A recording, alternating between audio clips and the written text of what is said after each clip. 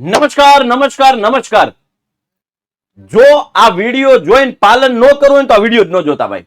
બહુ સ્પષ્ટપણે વોર્નિંગ આપું છું, ના પાડી દઉં છું. આખો વિડીયો જોવાની કોઈ જરૂર નથી. તમારો ટાઈમ ના બગાડતા ભાઈ. જો આને ફોલો ન કરવું હોય તો વિડીયો અત્યારથી જ છોડી દો, તમારે જે કામ કરતા હોય કરવા માંડો. પણ જેને ફોલો કરવું છે ને જેને કંઈક આ પર્સન્ટેજ સુધી પહોંચવું છે એ વિદ્યાર્થીઓ આ વિડીયો આખો જુએ. કારણ કે આ વિડીયોની અંદર હું તમને ટેકનિક્સ આપવાનો છું, એ ટિપ્સ આપવાનો છું કે કઈ રીતે જૂનથી તૈયારી કરી અને આપણે ટોપર બની શકાય. કારણ કે ઘણા બધા વિદ્યાર્થીઓનો માઇન્ડસેટ એવો હોય છે કે હજુ તો શરૂઆત છે, હજુ તો સ્કૂલના વેકેશન્સ પણ નથી ખુલ્યા. 9 તારીખથી ઓફિશિયલી આપણા વેકેશન્સ ખુલે છે. તો હવે અત્યારથી શું ભણીને છે ભાઈ? બોર્ડ આવશે ત્યારે જોયું જશે. છેલ્લા મહિનામાં લડી લઈશું, થઈ રહેશે, કરી લઈશું, ફોડી લઈશું.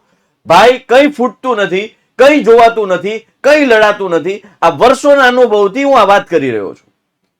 વિદ્યાર્થી મિત્રો, જ્યારે જ્યારે વિદ્યાર્થીઓ જૂન મહિનાથી તૈયારીઓ કરે છે, પ્રોપર પ્લાનિંગ મુજબ કન્સિસ્ટન્ટલી વર્ષ દરમિયાન સતત મહેનત કરે છે, સખત મહેનત કરે છે, તો વિદ્યાર્થીઓ છે ટોપર્સ બનતા હોય છે. 97%, 98%, 99.99 PR લાવી શકતા હોય છે. ગુજરાત ટોપ કરી શકતા હોય છે. ગુજરાત ટોપ 10 માં સ્થાન પ્રાપ્ત કરી શકતા હોય છે. એ માટે ધોરણ 10 ની તૈયારીઓ અત્યારથી જ કરવી પડે. હવે ચાહે ધોરણ 9 હોય તો 9મા ધોરણના વિદ્યાર્થીઓને એમ હોય કે સ્કૂલમાંથી એક્ઝામ લેવાની છે તો તૈયારી શું કરવાની જોયું જશે. ભાઈ 10મામાં જો ટોપ કરવું હોય તો જો તમે અત્યારે 9મામાં છો તો અત્યારથી તમારી પ્રિપરેશન છે સ્ટ્રોંગ હોવી જોઈએ. બહુ ટુ ધ પોઈન્ટ વાત કરીશ, પ્રેક્ટિકલ વાતો કરીશ. હવામાં વાતો કરવી એ મને આવડતી નથી. બહુ પ્રેક્ટિકલ વાતો જો તમારાથી ફોલો થાય તો કરજો, તો ચોક્કસથી બેનિફિટ થશે. જો હારી ગયા, થાકી ગયા, ભૂલી ગયા, છોડી દીધું તો તમે તમારા ટાર્ગેટથી છૂટી ગયા ભાઈ. ફર્સ્ટ કે ભાઈ સફળતાની યાત્રાનો પ્રારંભ આજથી જ અભિહાલથી જ. જૂન મહિનો શા માટે અતિ મહત્વનો છે? જૂન મહિનો બહુ ઇમ્પોર્ટન્ટ છે. કારણ કે આ એક એવો મહિનો છે કે અહીંયાથી તમને મેક્સિમમ ટાઈપ મળવાનો છે. વર્ષની શરૂઆત હોય, બધું થોડું થોડું હોય, સિલેબસ થોડો થોડો ચાલ્યો હોય, બેઝિક ચાલ્યું હોય, એક એક ચેપ્ટર અડધું ચેપ્ટર ચાલ્યું હોય, મતલબ લોડ ઓછો છે. પ્લાનિંગ કરવા માટેનો સમય વધારે, લોડ ઓછો છે. કામ કરવાનો સમય વધારે છે, કામ ઓછું છે, સમય વધારે છે. એટલા માટે જૂન છે એ બહુ ઇમ્પોર્ટન્ટ છે. બરાબર. ખાસ તમારી સ્કૂલ છે એ 9 જૂનથી ચાલુ થશે, સોમવારથી. પણ આજે તમે કદાચ વિડીયો 1લી તારીખે જોતા હોય, 2જી, 3જી, 4થી કે 5મી જે તારીખે જોતા હોય એ મને નથી ખબર, પણ જ્યારથી જુઓ છો ને ત્યારથી અમલમાં લગાવી દો ભાઈ આ જૂન મહિનાનું શેડ્યુલ. આ મહિનો બહુ ઇમ્પોર્ટન્ટ છે. Once again I am reminder you કે સમય વધારે છે, કામ ઓછું છે, એટલે કામ તાકાત વાળું થશે. જે થશે એ તાકાત વાળું થશે. જેટલું તમે પ્રિપરેશન, જેટલા ચેપ્ટર્સ ક્લિયર કરશો, જે કન્સેપ્ટ ક્લિયર કરશો, જેટલી પ્રેક્ટિસ કરશો, સવાલ જવાબ યાદ રાખશો, એ મજબૂત થશે. બોર્ડની એક્ઝામ ટાઈમે આ શરૂઆતના જે તૈયારી કરેલા કન્સેપ્ટ છે, ચેપ્ટર છે, એને ખાલી નજર જ ફેરવવી પડશે. એને વધુ સમય નહીં આપવો પડે. અત્યારે વધુ સમય આપશો તો, નહીતર છેલ્લે થઈ જશે ભેગું અને આપણાથી નહીં થાય ભેગું. ક્લિયર? ઓકે. તો જૂન મહિનો વેરી ઇમ્પોર્ટન્ટ છે. કારણ કે કામ થોડું,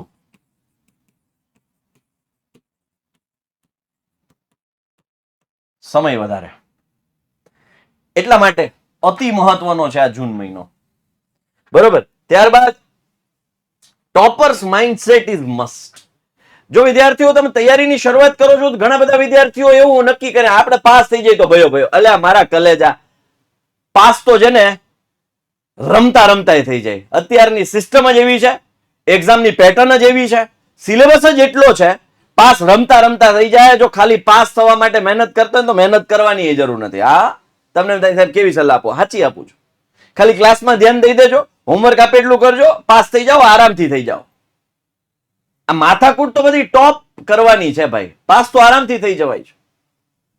એલું નથી કેતા, ઘણી બધી આપણી કહેવત છે ભાઈ, છાસ રોટલા ના તો ગમે ત્યાંથી રળી લઈ.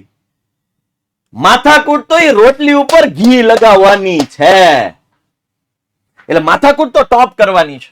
ટોપર્સ માઇન્ડસેટ જ એટલો સ્ટ્રોંગ રાખો. હા, હું કરી શકીશ, મારાથી થશે, મારા 70% છે તો 85, 90, 92 સુધી પહોંચવા માટે મારે મહેનત કરવી પડશે, તો હું કરી લઈશ, પણ મારાથી થશે. જે વિદ્યાર્થીઓ એવો માઇન્ડસેટ લઈને બેસે છે કે મારાથી નહીં થાય, મને અઘરું પડે છે, મને સમજાતું નથી, મારા મગજમાં ઉતરતું નથી, મને યાદ નથી રહેતું, એ કલેજા જાગ, મારા જીવ જાગ. પેલા તો એ માઇન્ડસેટ ચેન્જ કર. આ બધા માઇન્ડસેટને એનો વિરોધાભાસ કરી લે. મારાથી થઈ શકશે, મને યાદ રહેશે, મને સમજાઈ જશે, મને મગજમાં ઉતરશે. આ માઇન્ડસેટ સાથે વાંચવા બેસો ને તો ફરક પડે ભાઈ, 100% ફરક પડે. આજે તમને જગાડવા આવ્યો છું, થોડો સમય લઈશ પણ તમને કામની વાતો કરીશ. એટલે પહેલા તો ટોપર માઇન્ડસેટ, તમારો માઇન્ડસેટ ટોપર્સમાં હોવો જોઈએ. ટોપર્સ છે એ જ માઇન્ડસેટ સાથે કામ કરે છે કે મારે ગુજરાત ટોપ કરવું છે, મારે સૌથી હાઈએસ્ટ માર્ક લાવવા છે. ગુજરાતમાં અત્યાર સુધીના 600 માંથી સૌથી હાઈએસ્ટ માર્ક છે 595. એના માઇન્ડમાં એમ હોય કે હું 596 લાવીશ. કેમ લાવવું એ હજી તમારા હાથમાં છે. બાજી આખી તમારા હાથમાં છે. જૂન મહિનો છે. જૂન, જુલાઈ, August, September, October, November, December, જાન્યુઆરી અને ફેબ્રુઆરીના એન્ડમાં હોય. પૂરેપૂરા 9 મહિના.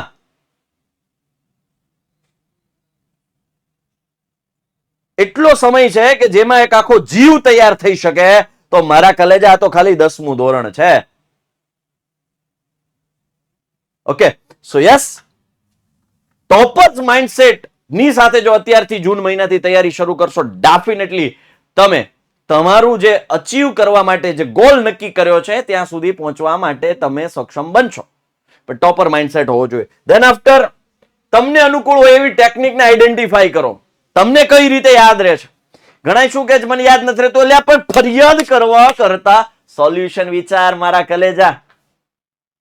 યાદ કઈ રીતે રહેશે એમાંની એક ટેકનિક હું તમને આપું, જે હું પણ પ્રોપર ફોલો કરતો. whenever I was in school, whenever I was in college, engineering, ત્યારે હું આ ટેકનિકને ફોલો કરતો. ઇવન મેં 11-12 સાયન્સ ની અંદર પણ આ ટેકનિક ફોલો કરેલી છે. કન્સેપ્ટને ક્લિયર કરવા માટે, મને યાદ રાખવા માટે, મને કેમ મગજમાં ઉતરે, મને કેમ કન્સેપ્ટ ક્લિયર થાય. શું કરવાનું? આમાંની એક ટેકનિક છે ધ ફેયમેન ટેકનિક.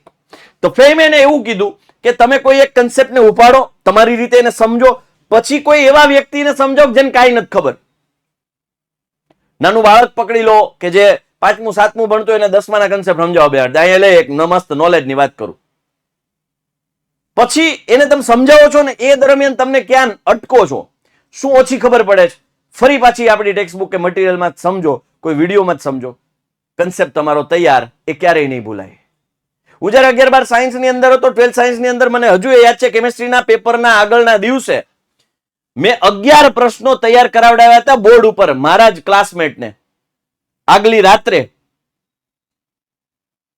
ઈ મને બીજે દિવસે બોર્ડમાં પૂછાય એમાંથી 4 કે 5 સવાલ બેઠા હતા, ઈ મેં બેઠા બેઠા લખીને આવ્યો હતો.